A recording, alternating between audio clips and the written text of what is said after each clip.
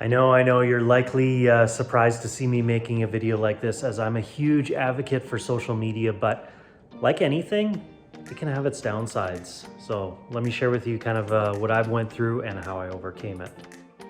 First off, thanks so much for being here. If you're new to my channel, make sure to subscribe and hit the bell to be notified every time I post a new video on social media for realtors. I've been on social media for years. I've consistently been generating leads through social media, but it hasn't come with its trial, error, ups and downs. So let me share my experience with you, and hopefully you can avoid the same.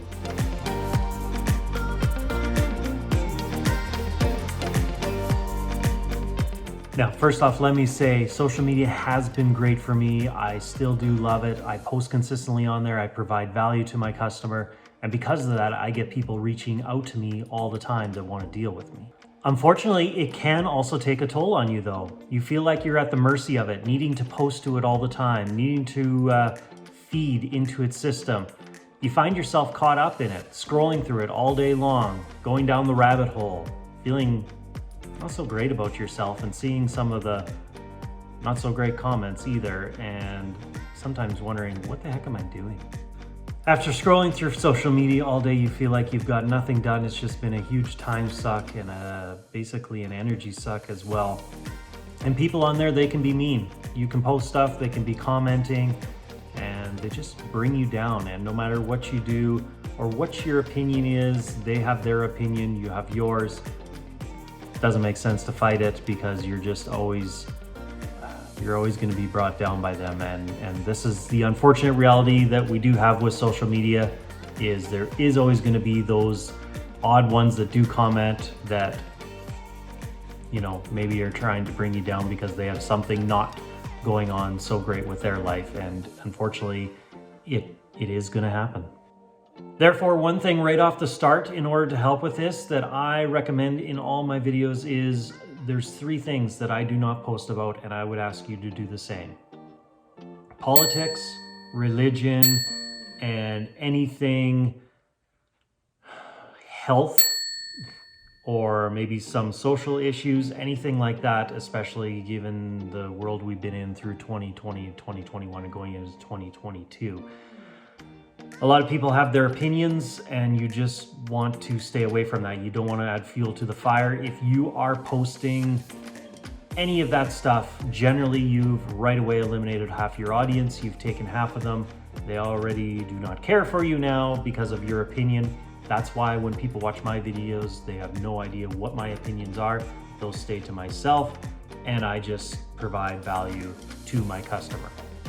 Another thing to do is staying out of the comments. If you're going on social media, you see something maybe you really strongly agree with or you don't, and you read the comments, it's just going to bring you down again as well, because no matter what, there is not a win-win on social media with that stuff. People are going to have their various opinions, and they're going to try to bring others down to make them believe that they're right, everybody's wrong.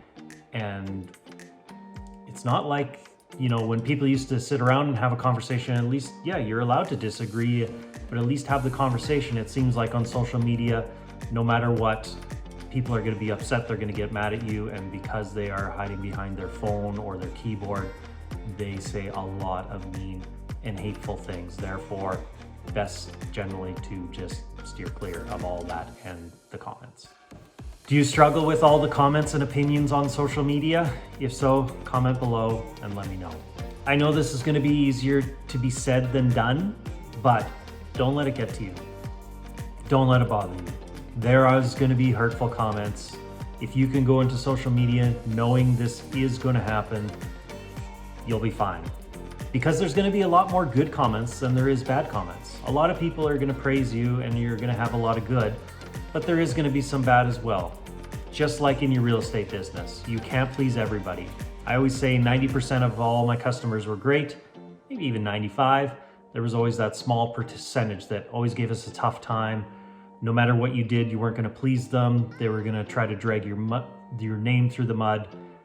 This is no different in social media. So as long as you can accept that and live with that, then you'll do just fine.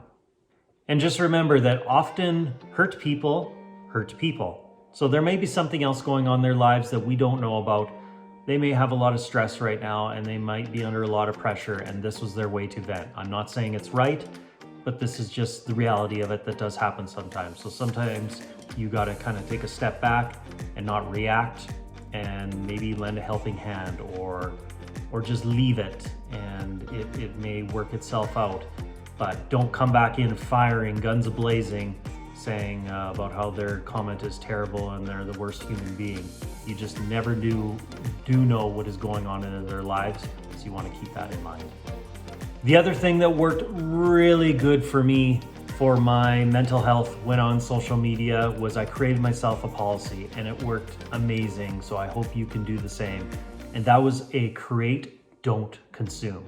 If I was going on social media, the only thing I was doing on social media was creating, and I was not consuming. So I would not go through the feed. If I would open Facebook or Instagram, I would not scroll through to see what's happening. All I was doing on there was to go maybe do some engaging because I wanted to grow my following, or to actually post and create the content, let other people see it and let them comment, like, and engage. This worked tremendously because no longer was I seeing all the bad news or everybody fighting. I was enjoying my time again and my time with my family. And whenever I just needed to do my social media because I wanted to have a strong presence on there, I would do that every day, and I would still get my content out there, but I would never go down the rabbit hole like I did before, where after I made a post, I would start scrolling through and seeing what's going on. I would quickly shut down the app, put my phone down, and move on to the next thing.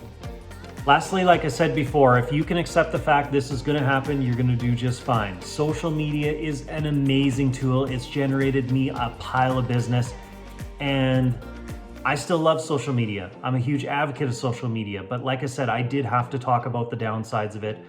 It played a toll on me as well, and I just had to figure out my own way, and I hope you can do the same. So if you can go into this knowing that, I know you as a realtor, you need thick skin in this business. Social media is no different. You have the thick skin, you can do it. Get your mindset around that, create some amazing content. Yes, you're gonna get the odd negative one, move on, and you're gonna do amazing. If you made it this far, then thank you so much for listening to me. And if you're wanting, I hope that you continue and do my create and not consume policy. If so, and you wanna get started right away, then you're gonna wanna click on the link into my description below. In there, I have a free guide for you, and this is the best things to post on social media as a realtor in order to guarantee the growth of your leads. And if this video was beneficial, please do me a favor, give me a like, subscribe, and share with your fellow realtor friends.